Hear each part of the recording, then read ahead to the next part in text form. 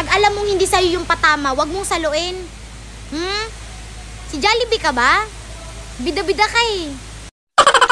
Kung hindi mo na alam ang nangyayari sa buhay mo, itanong mo lang sa kapitbahay nyo.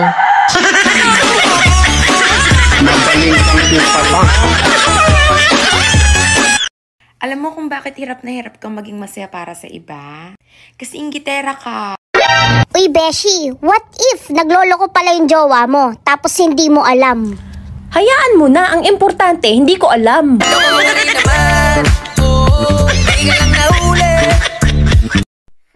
Ang angas lang. Imagine, chismosa ka na nga, tapos inggitera ka pa, tapos ang plastic mo pa. Nuts! 3-in-1! Kapi ka, girl! Hindi baling mahina ka sa inuman. Ang mahalaga, naubos mo yung pulutan. If I was you, I'd wanna be me. I'd wanna be me. I'd wanna be me. Ang sarap daw sa pakiramdam kapag may pera. Kaya pala ang sama ng pakiramdam ko.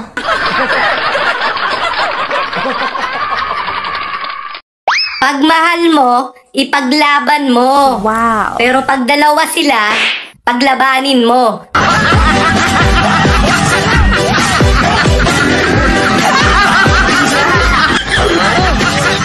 So pag blooming, kailangan may lalaki agad? Anong klaseng pag-iisip yan?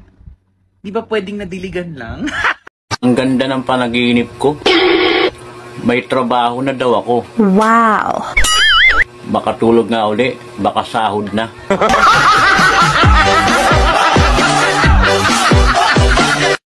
Hindi naman wifi yung post ko. Pero bakit lagi mong kinukunik yung sarili mo?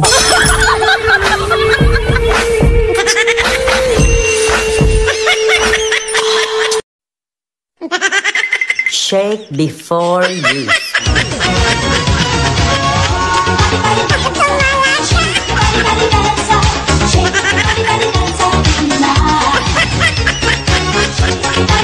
Hindi ko talaga matanggap, friend. Sinabi niya sa akin, Are you lady boy? Ang sakit sa akin, di ba? Pinagsabihin niya ako, are you lady boy? Hindi naman ako bakla, di ba? Pag tinitignan kita, mukha ka namang kompleto. Alam ko na kung anong kulang sa'yo. Pansin. Miss, sandali nga. Bakit po? Nakita kita nag-abot ka ng 4,000 sa kapitbahay namin ha. Tapos kami nilampasan nyo. Ang bihira naman. Ano to, palakasan? Bakit? Kasali ka ba sa paluwagan namin?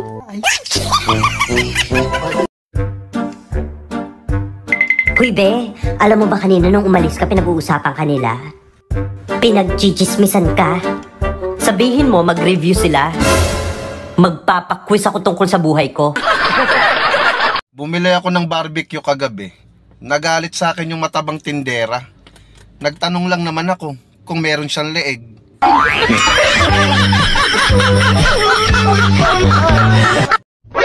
Uy, Be, hayaan mo na siya. Di ba may kasabihan tayo na kapag binato ka ng bato, batuhin mo ng tinapay? Ay ano siya, sinuswerte? Siya busog, tapos ako may bukol?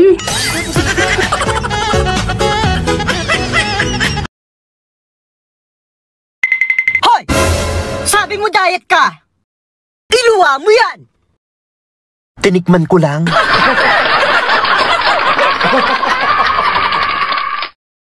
Magbabayad ka na ba? Pwede ba? Wag ka munang maningil. Ang dami-dami kong iniisip. Effective. Be, nabasa mo yung post ni Mildred? Hindi. Anong meron? Nabubulok na daw siya sa bahay nila. Ha? Paano siya mabubulok? Eh, plastic yun.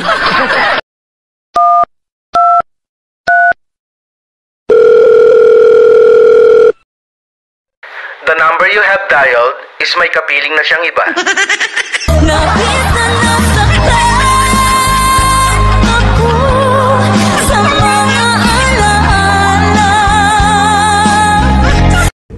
Kahit anong mangyari, wag na wag niyong sasaktan ang mga kaaway ninyo. Bakit? Tao din sila, hindi lang halata.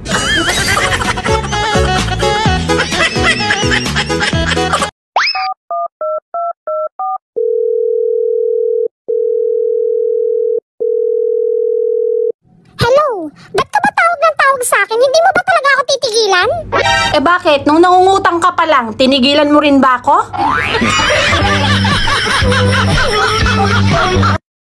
Kapag ang saging ay green, hilaw ito. Kapag ang saging ay yellow, hinog ito. Pero kapag ang saging ay brown, mahaba, matigas, at maugat,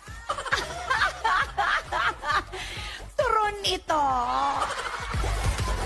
Hoy! Sa lahat ng nagiinom dyan! Huwag kayong picture ng picture tapos imamay day nyo! Hindi lahat ng kasama nyo nagpaalam sa asawa! Han, bakit noon lagi mo ako kinikis sa leeg? Bakit ngayon hindi na?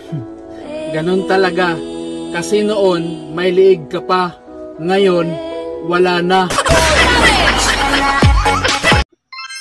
Malapit na ang halalan. Saan ka? Sa tamang daan? O sa 500?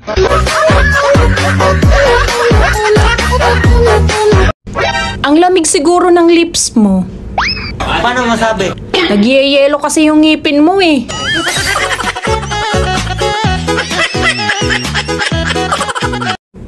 Hoy be, bakit mo naman inaawa yung kaibigan ko? Ay sus, nagkampihan yung dating nagsisiraan.